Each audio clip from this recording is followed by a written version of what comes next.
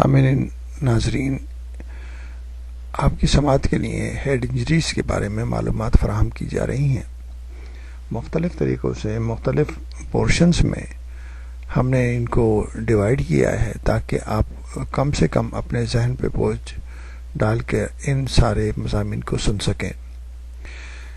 دماغی چوٹ یعنی کہ جو ہیڈ انجریز کی وجوہات کیا ہیں، ہیڈ انجریز کے بارے میں ان کی وجوہات کا معلوم ہونا کہ کن کن وجہ سے ہیڈ انجریز ہو سکتی ہیں۔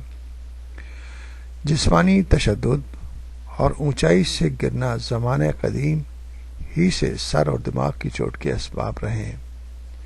پہلے قدیم انسان پہاڑوں سے پھسل کر گرتا تھا، آج کل اونچی عمارات کی تعمیر کے دوران گر کر ان حادثات کا شکار ہو جاتا ہے۔ دور جدید میں گاڑیوں کے حادثات پرتشدد کھیل بھی اس فہرست میں شامل ہو گئے ہیں۔ بیرونی ممالک میں حفاظتی قوانین پر سختی سے عمل کیا جاتا ہے۔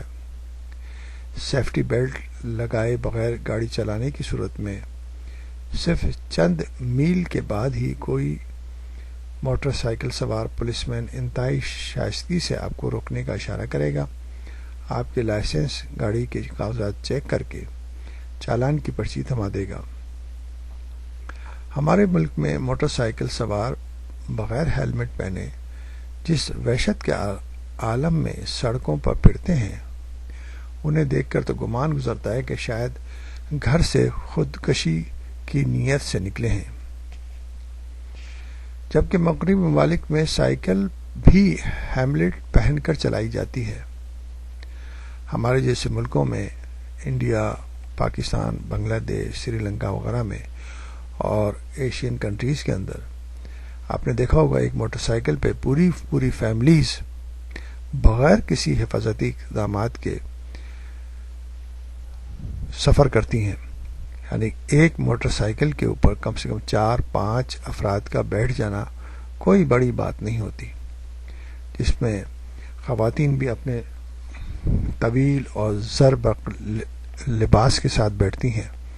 بعض دفعہ دوپٹہ اور مختلف جسم کے کپڑے جو ہیں وہ لٹکتے رہتے ہیں اور وہ ہی حادثے کا سبب بن جاتے ہیں۔ یعنی کہ دوپٹہ جو ہے بعض دفعہ ویل کے اندر پھنس جاتا ہے، وہ تیزی سے لپٹ جاتا ہے، گلا گھٹ جاتا ہے، خواتین نیچے گر پڑتی ہیں اور اس حادثے میں ان کی جان بھی جا سکتی ہے۔ تو بغیر کسی حفاظتی اقدامات کے ہم یہ سب مناظر دیکھتے رہتے ہیں۔ جیسا کہ ہم نے آپ کو بتایا ہے کہ جس طرح ہم دیکھتے ہیں تو ایسا محسوس ہوتا ہے، جو افراد ہیڈ انجریز کے بارے میں جانتے ہیں وہ ایسا محسوس کرتے ہیں کہ یہ افراد جو ہے نا خودکشی کرنے کے لیے گھر سے نکلے ہیں۔ عام لڑائی جھگڑوں کے علاوہ خانگی تشدد بھی سر کی چوٹ کا سبب بنتے ہیں۔ ہمارے ملکوں میں بچوں کے اوپر اسکولوں میں تشدد کیا جاتا ہے، ٹیچر جو ہے انہیں سزا دیتے ہیں، سر کے اوپر جو ہے نا کسی کمچی سے یا کسی ڈنڈی سے ضرب رسید کرتے ہیں، اس سے بھی مسائل پیدا ہو سکتے ہیں۔ مغربی ممالک میں اگر کوئی بچہ یا خاتون چہرے پر ورم، نیل اور سر کی چوٹ کے ساتھ اسپتال میں پہنچے تو عملے کا فرض بنتا ہے کہ اگر اس کا شک قوی ہے تو وہ پولیس کو گھریلو تشدد کی رپورٹ کریں۔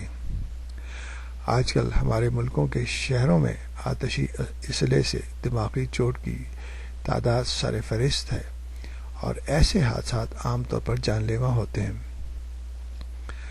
جس طرح کی دہشت گردی کے مواقعات روزانہ سامنے آ رہے ہیں اور بم بلاسٹ اور اس قسم کے حادثات آپ روزانہ خبروں میں دیکھتے ہیں، اس میں بے شمار لوگ انجر ہو جاتے ہیں، تو ان میں ہیڈ انجریز کا ہونا بہت ہی معمولی سی بات ہوتی ہے، جس کے وجہ سے مریض طویل عرصے تک ہاسپٹل میں پڑے رہتے ہیں یا پھر اپنی جان سے ہاتھ دھو بیٹھتے ہیں۔